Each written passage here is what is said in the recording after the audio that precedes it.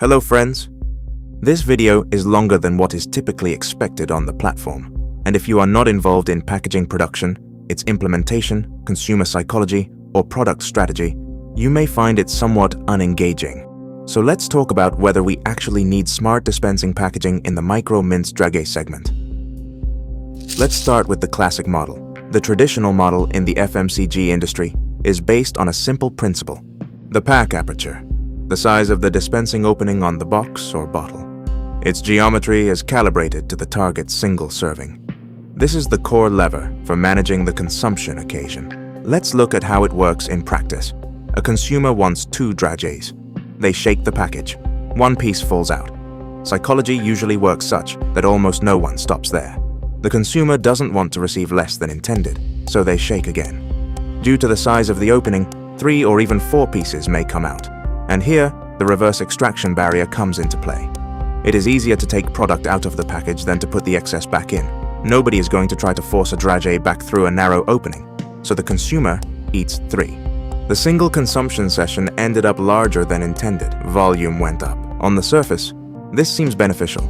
The person consumed more than planned, so is a precise dosing mechanism unnecessary? In addition, any manufacturer naturally raises an objection. The old packaging works, consumption levels are high, and implementing a new packaging system requires costs. Retooling production lines, new tooling, logistics adjustments, and retail coordination. Why change something that already delivers volume? This objection is valid, but it is based on one assumption, that the current model is truly the most profitable one.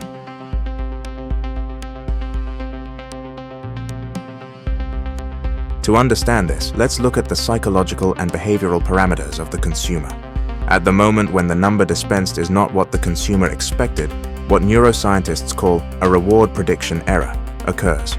The brain expected 2 pieces, received 1 at first, then 3, and responds with a microdose of cortisol, the stress hormone. The person does not consciously notice this, but it is encoded subconsciously. And here it is important to understand why such a small detail matters. Professor of psychology at the University of California, Sonia Lyubomirsky, studied what shapes a person's long-term attitude toward anything. Her conclusion: it is formed not only by rare, strong experiences, but by the accumulated sum of small, repeated experiences. In product terms, this means each micro-episode of irritation caused by imprecise dosing leaves a trace. Individually, they are negligible. In aggregate, they shape brand perception. The result? Next time, the consumer hesitates slightly longer before reaching for the package, and slightly longer again before making a repurchase. This happens unconsciously, as an avoidance of awkward micro-experiences. But dosing precision is only half of the equation. Another parameter influences consumer choice: the ease of the dosing process itself. To understand the difference in cognitive load, let's describe both processes literally, step by step, like a program. Old packaging. The person opens the cap, shakes it. 1 piece falls out. The brain signals, not enough, and instructs another shake. A second piece falls out. The brain evaluates, now it's enough, and signals to stop, close the cap. Throughout this process, a bidirectional control loop is active. Eyes and hand transmit feedback, the brain processes it, and issues new commands. Several cycles of evaluate, decide, act, verify are required just for 2 dragees. This is cognitive load, and this is the ideal scenario. This load has a name: cognitive friction. B.J. Fogg, a behavioral psychologist at Stanford University and founder of the Behavior Design Lab, has shown through a series of experiments that when you have the complexity of an action, its frequency does not increase by 50%, but by a factor of 2 to 3. You remove the resistance between the product and the consumer, and this naturally increases consumption volume. The one smart dispenser, the quantity is preset. Only one action remains: tilt. Exactly the right amount is dispensed. There is no control loop. The brain has nothing to evaluate, nothing to choose, no intermediate commands to issue. All the cognitive work required by the old packaging simply disappears. The freed mental energy is redistributed to other tasks, and the brain rewards this energy efficiency with positive neurochemical reinforcement. By how much did we reduce cognitive friction? Do you see what this means? A human being is a machine optimized for efficiency. If they receive a biological reward from using one product and not from another, over time they will gravitate toward the one that provides the reward.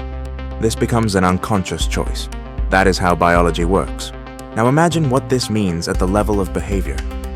The chain closes in a second. Desire, tilt, reward. No friction between intention and pleasure. Charles Duhigg, a New York Times journalist and author of the bestseller The Power of Habit, described this mechanism as the habit loop.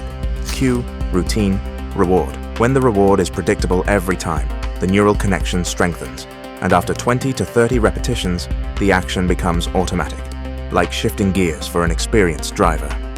An unpredictable package, however, can never form such a loop, because the outcome changes each time and the brain has no stable pattern to automate. Wendy Wood, professor at the University of Southern California and one of the world's leading researchers in habit psychology, found that around 43% of all daily human actions are performed automatically, without conscious decision. And the main driver of habit formation is not intensity of desire, but simplicity and predictability of action. The simpler and more uniform the action, the more readily the brain converts it into an automatic behavior. But why does automation matter so much? Here is the key point. When an action is conscious, it passes through a decision filter. To take a drage, effort is required. Open, shake, monitor. And while the person is doing this, they remain in a conscious state where the internal critic is active. Do I really need this now? Is it too much? And sometimes the critic wins. The hand simply does not reach for the package. A potential consumption event never happens.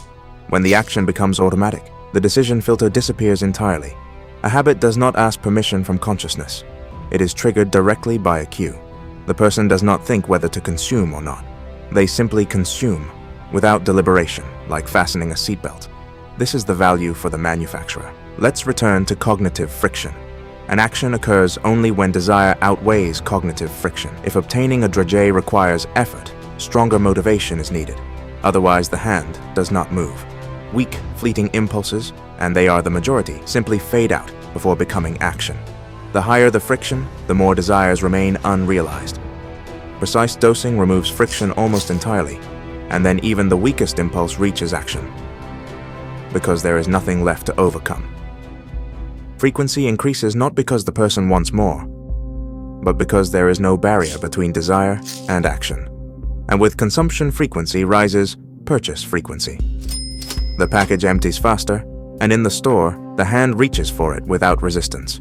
Automatic purchase is the result of automatic usage.